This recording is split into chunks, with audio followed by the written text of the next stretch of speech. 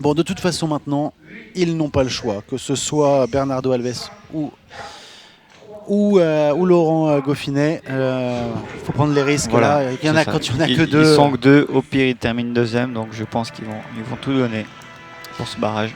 El Toreo de Muse, c'est cet étalon gris de 11 ans, le fils de Taran de la Pomme, le petit-fils de Vigo d'Arsouille, qui va s'élancer le premier avec le cavalier brésilien, que l'on voit beaucoup avec Neko Nelson Pessoa,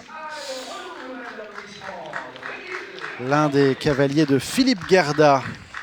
Il lui remonte le double de verticaux.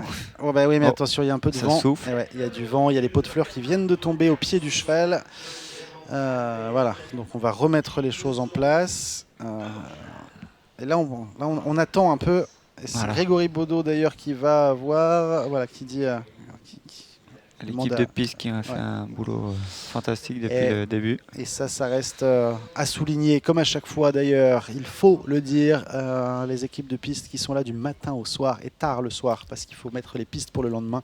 Donc un grand coup de chapeau à tous ces bénévoles et à l'organisation. C'est parti pour le barrage. Le Grand Prix de Bourg-en-Bresse va se gagner maintenant, dans moins de 5 minutes. On a le gagnant 2021. Bernardo Alves, Laurent Goffinet. Pronostic français. Allez, une Marseillaise. Allez, Laurent Goffinet. On n'a eu que des Marseillaises dans le 4 étoiles jusqu'à maintenant.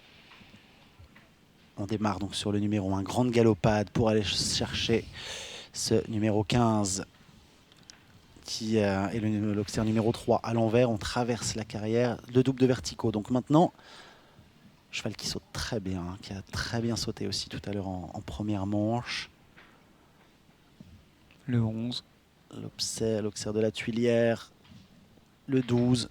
Il reste sur son contrat de foulée. Hein. On reste sur 8 foulées, milieu. Ne prend pas tous les risques, Bernardo Alves. L'Auxerre Lambé. Auxerre très étroit et en grande galopade pour maintenant pour aller chercher le numéro 2. Et c'est sans faute pour le Brésilien qui va mettre un petit coup de pression à Laurent Goffinet. 41 secondes, 85 centièmes.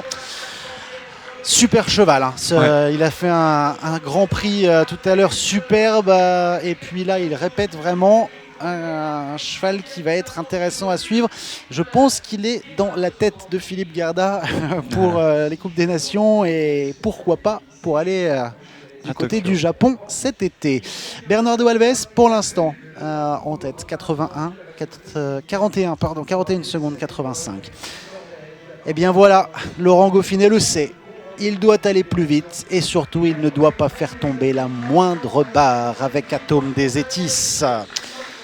Celui qui est né chez Jean-François Batilla, le fils de Mylord Carthago et de Ève des Étis. Quel pédigré pour cet étalon selle français.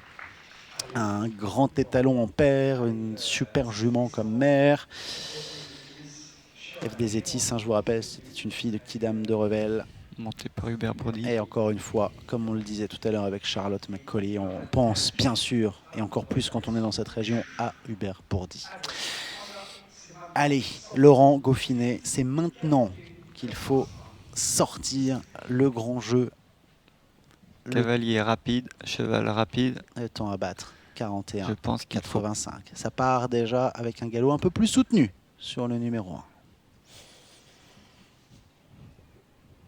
Il en relance dans la cour.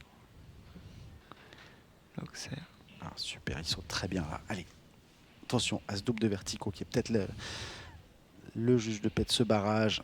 Magnifique entrée. Super. Allez, on relance. C'est beaucoup plus court. Oui, ouais, c'est beaucoup plus court pour Laurent tous les Goffinet. risques.